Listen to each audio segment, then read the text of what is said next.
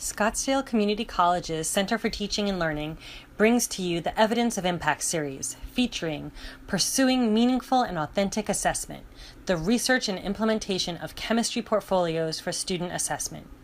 A Maricopa Institute for Learning Research Fellowship by Phil Root, chemistry faculty.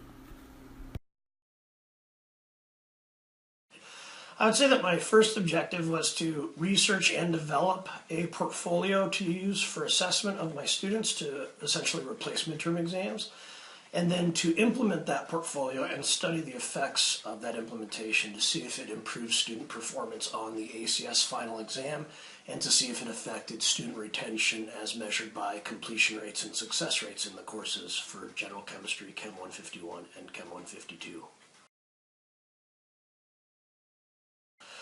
So the idea is that the portfolio will allow students to have a more holistic approach to their evaluation and assessment, and that students have more choice in what they present to the instructor for assessment and what they complete as assignments in the course.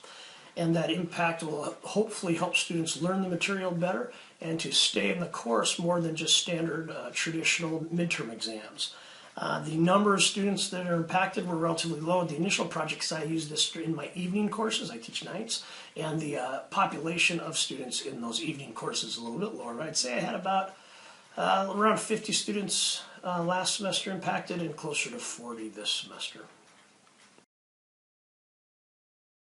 So far, after having implemented the project in the fall, my results have been analyzed for that, and I saw that overall there was no statistical significant difference in the ACS exam results for 151 and 152, and I actually took that as a win since students completed the portfolio, saw the benefits of portfolio assessment for both the students and me as the instructor, and they at least didn't do any worse on their ACS exams, so there was no negative impact.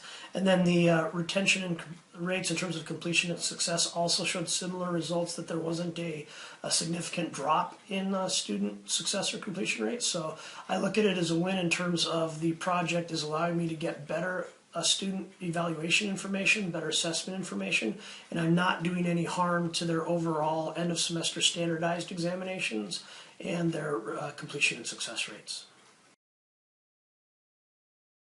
I think the aha moment wasn't necessarily an aha, but a confirmation of the warnings I saw in prior research that portfolios take a lot of time. They take a lot of time both for students to complete and a lot of time for the instructor to assess. And getting into the nitty-gritty and actually working with the portfolios has shown me just how much time it takes. But then again, anything worth doing is going to take a lot of effort and a lot of time. So it's been worthwhile, but it also has been relatively time-consuming. For me, it was something that I had wanted to do for a while, but I didn't really have the support and the structure to do, and that is to use more of non-traditional assessment methods in my chemistry course. I teach in a non-lecture, more discussion-style approach that emphasizes student learning and reasoning, and I wanted to assess that more appropriately than just a standard multiple choice or free response test. And so the MIL program gave me the support and the motivation to implement some scholarship of teaching and learning research that I'd wanted to do, but hadn't really had the support to do in the past.